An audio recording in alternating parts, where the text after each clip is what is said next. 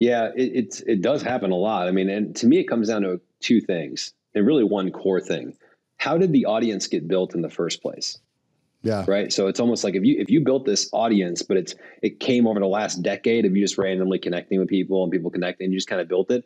And there wasn't really much of a buzz or a movement or a reason for them to be connected to you and be excited about the content that you're putting out.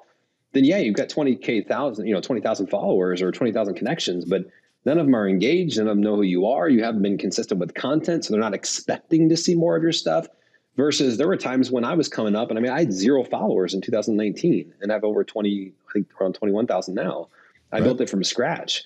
But when I had 3 or 4,000 followers, I could, there were times when I was like getting more engagement than someone that had 30 because my Yeah. 3 or 4 or 5,000 they were bought in, they were engaged, they had seen my content, they wanted to follow me, right? So it's how you build that community, that audience. And then to go along with that, it's are you engaging and actually treating it as a community, or are you just posting an article every couple of weeks and hoping that people engage with it? LinkedIn, for sure, different than some maybe like YouTube or TikTok, is that it's a platform that's built on engagement. You have to show up. You have to engage with your own content. You have to engage with other people's content, and you want to because you want to get feedback.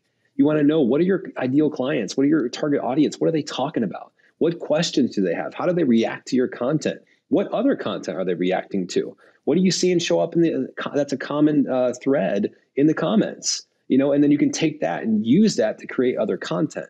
So you got to study the audience. You got to treat it like a community. You got to study that audience and community, and then you can build upon that. But to me, I think it's how you built something. It's like building a house on a shitty foundation, dude. At some point, like, you can't expect that to be a fantastic art. Like, it's not going to be the greatest mansion ever when the foundation sucked.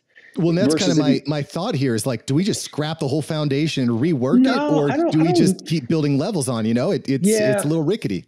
I don't know if you need to go through, to be honest. And I mean, I've never seen a study on this, so I'm not 100% sure, but I don't know if you need to go through and scrap all the connections. But I would say that moving forward, I would talk to that person and say, one, we got to get consistent with content. We got to give people a reason to want to follow us, to be excited to see more of our content. We got to engage with other people's content consistently, 5 to 10 posts a day, let's say. And we got to kind of rebuild it in a way. Do we need to delete all of our old connections? Probably not. But do we need to kind of treat it as a rebuild? Yeah, kind of.